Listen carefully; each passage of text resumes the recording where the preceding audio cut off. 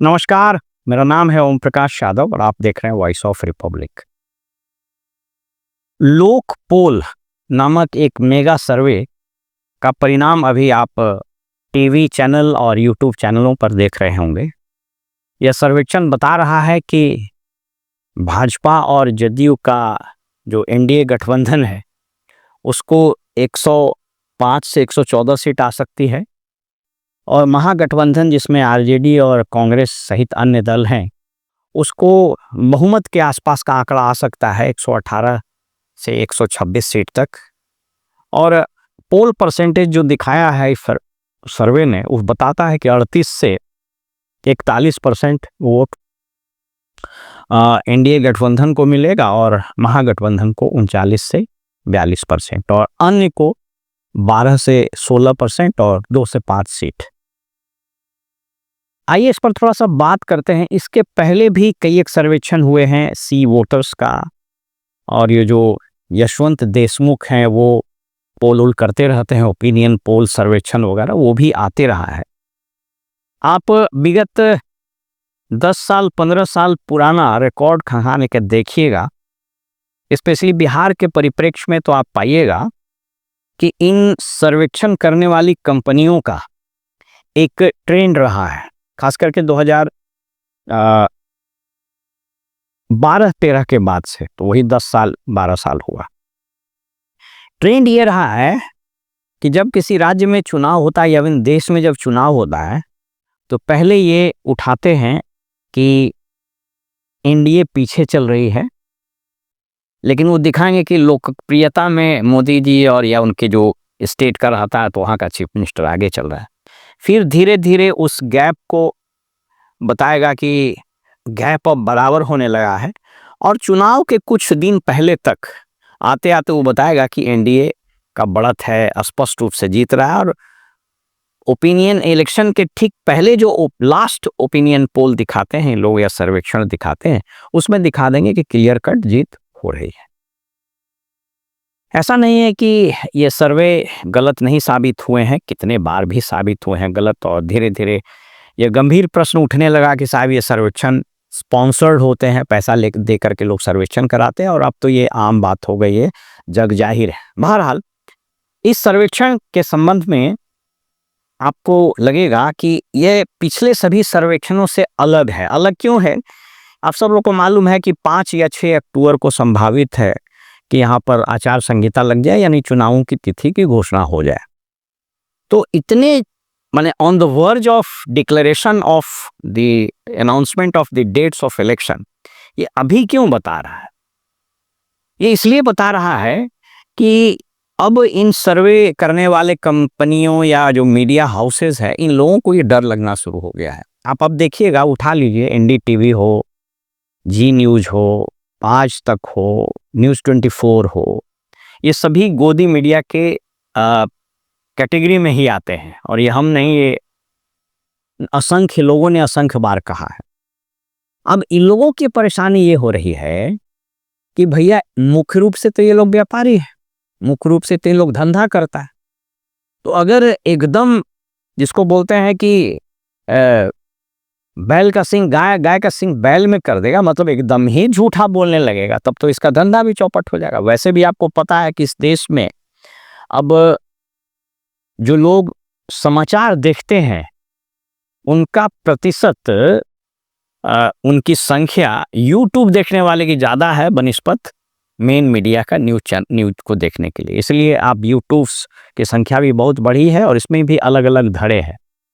बहरहाल तो हम आपको ये क्यों बता रहे हैं? ये इसलिए बता रहे हैं कि हाल के 2-3 महीनों में जिस तरीके से, और ख़ास करके जिस दिन से वोट चोरी का प्रेस कॉन्फ्रेंस हुआ या ऑपरेशन सिंदूर के बाद भद पिटी, बिहार में प्रशांत किशोर ने आने के बाद बिहार के पूरे पॉलिटिकल नैरेटिव्स में एक टेक्टोनिक शिफ्ट कर दिया है, एक पैराडाइमल शिफ्ट है। ये वही राज्य है जहां कभी भी रोजगार की बात नहीं होती थी, ये वही राज्य है जहां पलायन की बात नहीं होती थी, ये वही राज्य है जहां शिक्षा की कभी बात नहीं, इस पर कभी चुनाव नहीं हुए।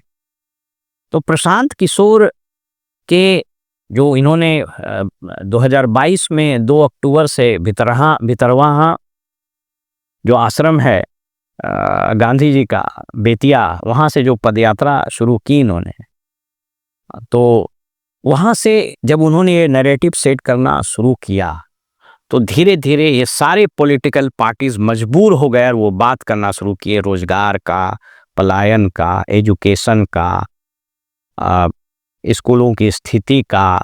तो ये सारे जो मुद्दे गौन हो गए थे, इस पर बात होनी शुरू हो गई। अब जो ये मुद्दे निकलने शुरू हुए तो एनडीए सरकार जो यहाँ लगभग 20 साल से है, 15-16 महीने का 2 बार का अपवाद को अगर छोड़ दीजिए तो बाई एंड लार्ज आप मान करके चलिए कि 17-18 साल से तो यही गठबंधन की सरकार है। तो इन लोगों ने तो इसमें कुछ किया नहीं। इस बात से कौन इनकार करेगा कि नीतीश कुमार ने बिहार में जो सबसे बड़ी त्रासदी की है, सबसे बड़ा जिस चीज के लिए नीतीश कुमार को यहाँ की जनता कभी माफ नहीं करेगी, वो था एजुकेशन को बर्बाद करने का, खासकर स्कूली शिक्षा को बर्बाद करने का। कॉलेज की शिक्षा का तो सर्वनाश शुरू हो गया था लालू जी के समय से ही। मैंने कई बार कहा है कि जैसे उस वक्त अघोषित शिक्षा मंत्री थे रंजन यादव, उनके समय से स्टार्ट हो गया, कहीं से पीएचडी कर लीजिए, प्रोफेसर बनने लगे, तो वो सब पर तो बात भी होती थी। बाद में तो ये बिल्कुल संस्थागत हो गया। तो नीतीश कुमार ने इस राज्य में जो सबसे बड़ी दुर्गति, जो सबसे बड़ी त्रासदी लाई है, जिसके लिए यह राज्य और इस जनता, इस राज्य की जनता ताउम्र नीतीश कुमार को कभी माफ नहीं करेगी, वो था स्कूली शिक्षा को बर्बाद करने का। और दूसरा कि इंस्टीट्यूशनलाइज्ड करप्शन जो हुआ और इसके कारण यहाँ की बदहाली हुई, गैप बढ़े गरीबों और अमीरों के बीच, और पलायन जो हुआ, तो ये 2-3 महत्वपूर्ण मुद्दे थे जो आ गए। इन मुद्दों के को हम इसलिए जोड़ रहे हैं कि अब प्रशांत किशोर को इस चुनाव में कितना वोट आएगा, कितनी सीट वो जीत पाएंगे, यह तो अभी यक्ष प्रश्न है, जिसका कहीं से भी बहुत स्पष्टता से बात नहीं आ रही है। कुछ चैनल्स बता रहे हैं कि प्रशांत किशोर कम से कम 20 से 25 सीट लाएंगे, और उनके बातचीत से भी लगता है कि कदाचित वो यह मान करके चल रहे हैं कि यह सेमीफाइनल होगा जनस्वराज का, और 2030 में वो सबको साफ करके और जनस्वराज की सरकार बनाएंगे।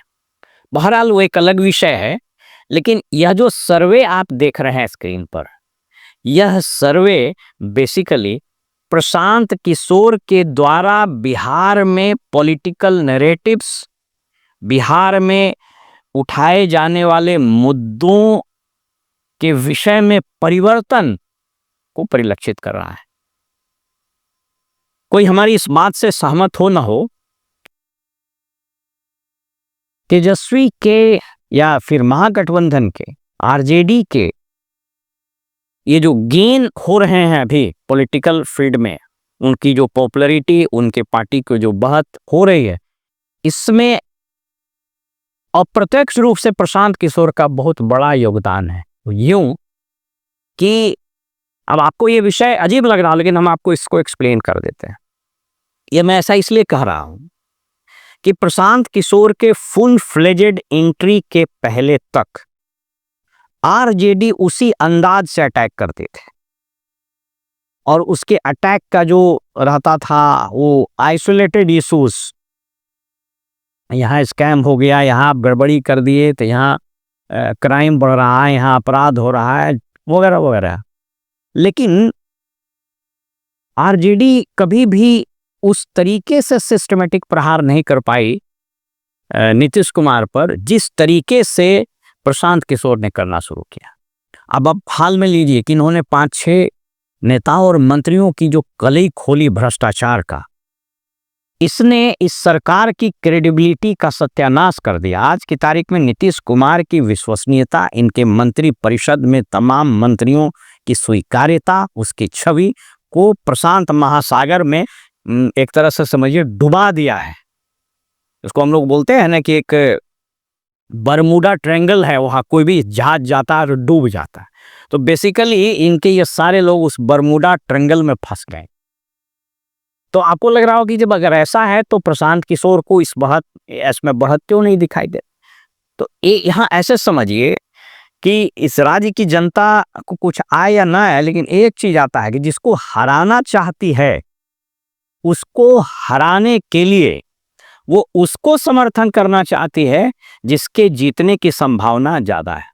तो स्वाभाविक रूप से, चूंकि अभी मात्र आप अगर पार्टी बने हुए आप यूं कहें तो भी 1 साल भी नहीं हुआ, 2 अक्टूबर 2024 को प्रशांत किशोर की पार्टी का जन्म हुआ, तो भी 1 साल भी नहीं हुआ।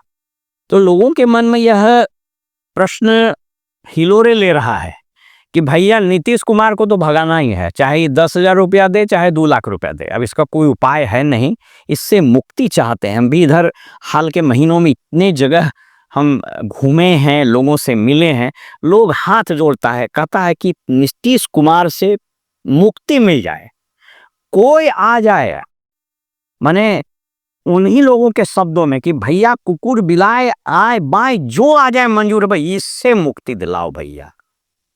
तो अब जनता को लग रहा है कि इसको हटाना है तो जिसके द्वारा हटाए जाने की संभावना ज्यादा उसको दे दें। तो स्वाभाविक रूप से उसके लिए दूसरा विकल्प आरजेडी ही है। और आज इस बात से कोई इनकार नहीं कर सकता है कि विपक्ष का सबसे बड़ा चेहरा तेजस्वी है। इस बात को तो अब यह राज्य ही नहीं, यह देश भी स्वीकार कर लिया है कि तेजस्वी बिहार में सबसे बड़ा पॉलिटिकल फोर्स है, सबसे बड़ा चेहरा है। और अगर दूसरा सबसे बड़ा चेहरा है तो प्रशांत किशोर है। तो चूंकि प्रशांत किशोर के बारे में लोग, हम बहुत जगह घूमे, लोगों से बात किए, लोग कहना है बहुत बढ़िया है, बहुत बढ़िया बात बोल रहे हैं, लेकिन अभी वो लगता नहीं है कि मुख्यमंत्री बन पाएंगे, इसलिए हम लोग वोटवा काहे खराब करेंगे, तो जिता देंगे महागठबंधन को। और उसी को परिलक्षित ये कर रहा है लोक पोल का यह मेगा सर्वे।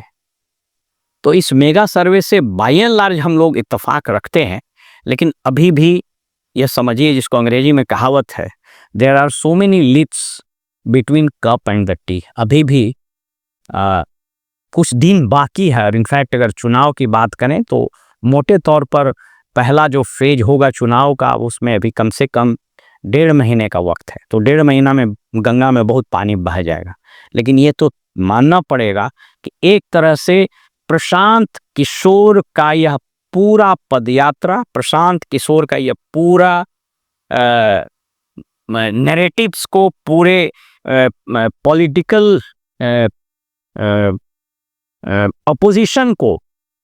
अपोजिशन के पूरे एजेंडे को जो बदल के रख दिया है, उसके कारण प्रत्यक्ष या अप्रत्यक्ष रूप से तेजस्वी को ही फायदा होता दिख रहा है। अब ये बात अलग है कि 2030 में जो चुनाव होंगे उसमें क्या होगा, उसमें अभी बहुत समय है। फिलहाल में इजाजत दीजिए और आप देखते रहिए वॉइस ऑफ रिपब्लिक। नमस्कार।